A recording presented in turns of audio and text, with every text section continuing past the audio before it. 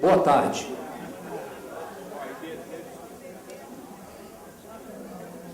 Senhores, nós vamos reiniciar o seminário. Gostaria de registrar a presença do prefeito Carlos Roberto Rodrigues e do vereador Renato Tati. Vamos retomar nossa programação com o painel A Habitação como Fator Estruturante do Município.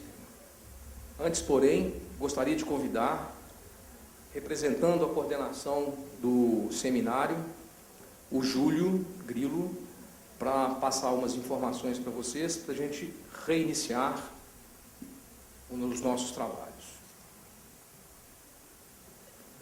Boa tarde. Queria falar só duas coisas rapidamente.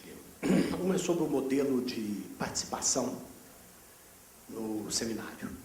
Nós conversamos agora na hora do almoço sobre como é que poderíamos dar andamento aí no seminário e foi deliberado que nós não podemos transformar o seminário num debate, porque senão não chegaríamos até o final. Mas temos como aumentar a forma e a participação do público presente. Então, as perguntas continuarão a ser dirigidas à mesa de forma escrita. As pessoas que preferirem podem fazer a pergunta usando o microfone, mas tem no máximo 2 minutos para fazer a sua pergunta e exposição, para evitar que a gente não consiga, para que a gente possa conseguir terminar o seminário. Então, essa é a primeira parte. A segunda é um pedido pessoal de desculpas a alguns vereadores presentes. Teve um determinado instante na minha fala em que eu generalizei falando sobre a Câmara. E não foi a Câmara como um todo. Tá? Aquela aprovação e algumas aprovações aí que nós consideramos como irregulares não tem tido a participação de 100% dos vereadores. Tá? Então, peço desculpas àqueles que têm se posicionado contra aquilo que nós consideramos como absurdos. Tá? E a outra coisa é a seguinte: para cada painel nós teremos um máximo de 10 perguntas ou intervenções ao microfone. Ok? As perguntas podem ser encaminhadas. Muito obrigado.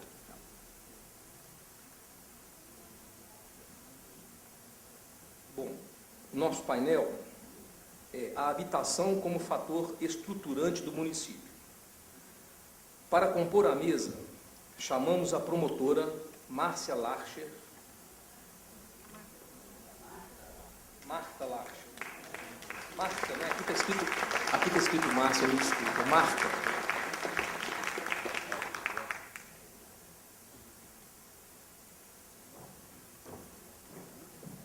O senhor Marcos Landa.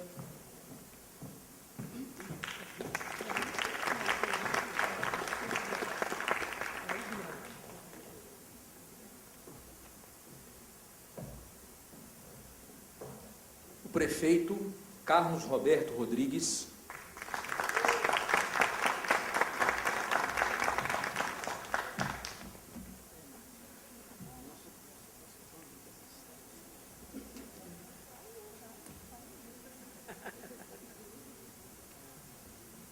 O senhor Sami de Paula.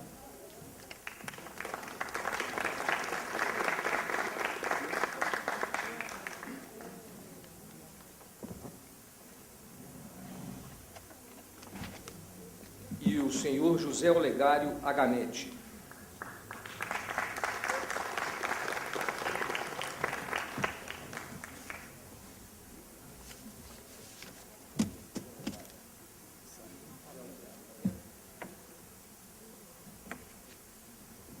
Rony, providencia mais uma cadeira. Eu acho que eu vou precisar de mais uma cadeira aqui.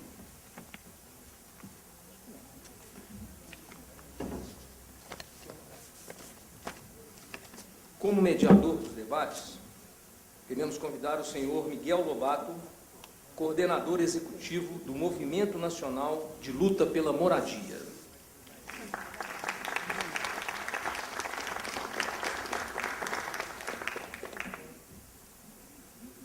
Para proferir a palestra a importância da participação popular na construção da política de preservação do meio ambiente, passamos a palavra para a doutora Marta Larcher.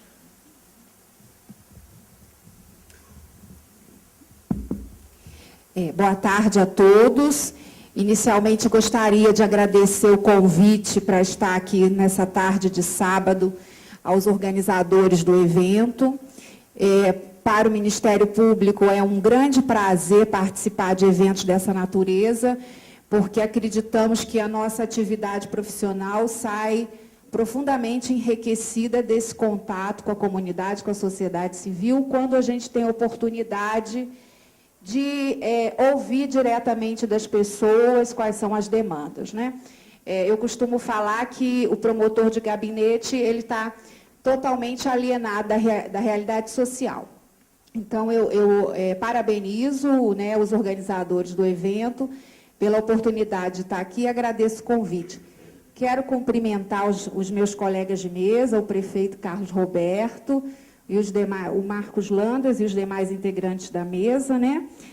Justificar também a ausência da doutora Andressa, promotora de justiça de Nova Lima, que os senhores devem saber, é natural do estado de São Paulo, e nesse final de semana está recebendo parentes em visita, então ela não teve como se desvencilhar desse compromisso para estar aqui, mas me pediu que justificasse a sua ausência. A doutora Andressa é uma promotora de justiça muito consciente do papel do Ministério Público, acompanha diretamente tudo que acontece no município, apesar de, como eu, ela ser uma pessoa, vamos dizer assim, reservada, né?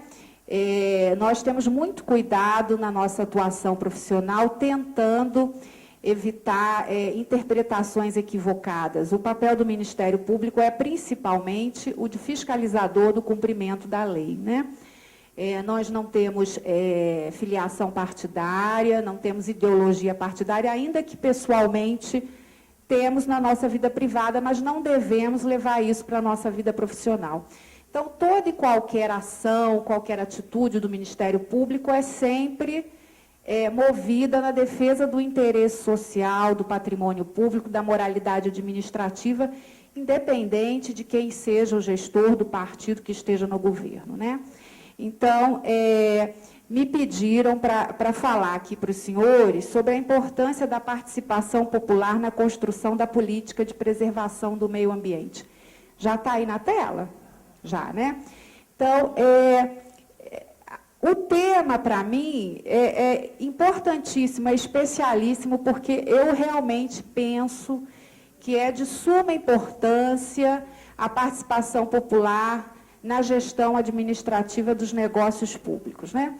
Mas quando a gente fala em participação popular, nós temos duas vertentes, né? A participação popular na formação da política pública enquanto edição de legislação e a participação popular enquanto fiscalização da implementação dessas políticas públicas. E eu entendo que a participação popular deve se dar nessas duas vertentes, tanto na formulação do projeto de lei, quanto na fiscalização da aplicação da lei. E para o Ministério Público, tem sido muito importante essa participação popular. Porque nós, promotores de justiça, somos, obviamente, em número insuficiente. Nós não conseguimos estar em todo lugar, a todo tempo, tomando conhecimento de todos os negócios praticados nas diversas administrações públicas. E esse acompanhamento que tem se implementado pela sociedade civil tem sido de suma importância para o trabalho que o Ministério Público vem desenvolvendo, né? Pode passar o primeiro slide, por favor? Passou? Bom, quando a gente fala em participação popular, a gente está falando de compartilhamento de poder do administrador, do Estado e do povo, né? Isso não é fácil. Primeiro porque nós temos uma cultura democrática muito recente, né? Nós vivemos aí cerca de 30 anos num regime militar e não se cogitava de participação popular de espécie alguma.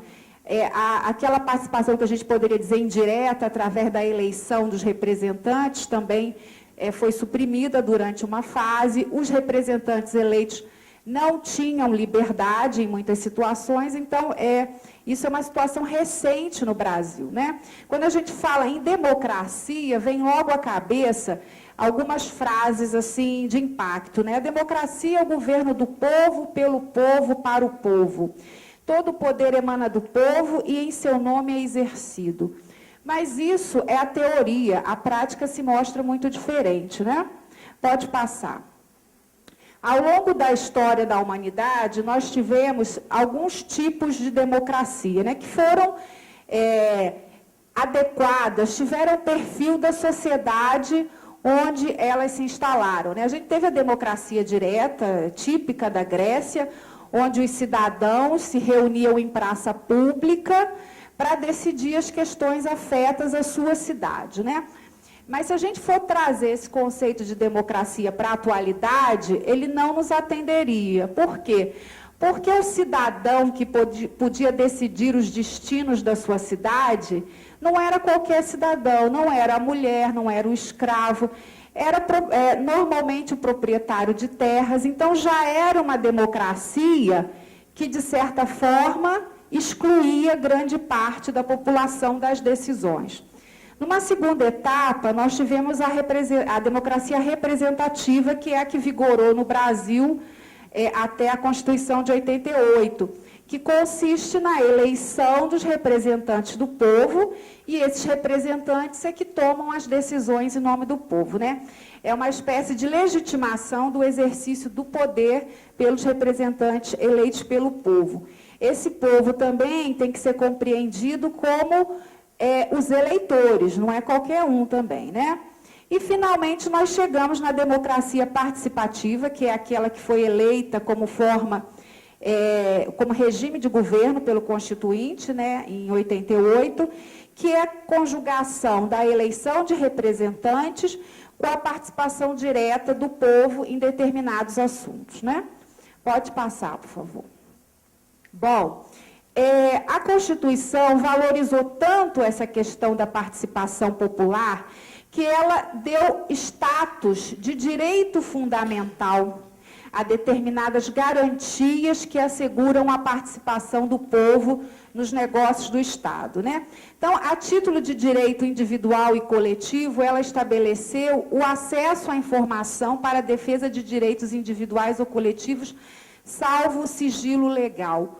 Ou seja, nenhum assunto referente à administração pública está a salvo do escrutínio do conhecimento do cidadão.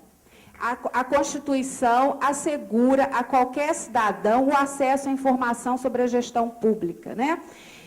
O direito de reunião também, que é essencial para o exercício da cidadania, a liberdade de associação, e aqui a gente entra com a possibilidade da criação de ONGs, de associações que tenham por objetivo a defesa dos direitos humanos, do direito ambiental, isso em qualquer esfera, né?